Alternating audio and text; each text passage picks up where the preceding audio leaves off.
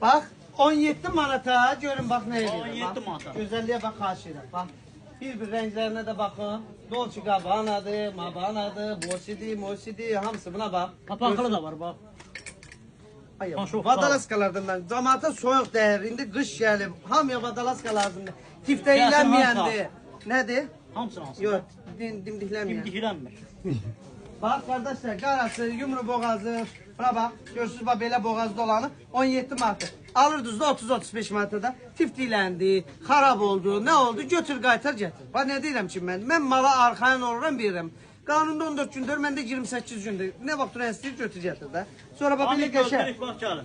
Buna bak, belə gözəl, belə oversize çiğini belə göstərən mallarımız da var. Buna bak, gözəlliyə bax sən Allah. Bunun içinə bax.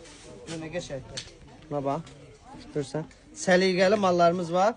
Her şey var. Kapşonlarımız var. Bu şimdi baştan ayağa giyinmək üçün durub gəlmək lazımdır. Express ucuzluğa. Hamıyı Xidmətinizə. gözlük gəlin. Sağ olun. İbrahim. Bayramımızdan mübarək. Sağ olun.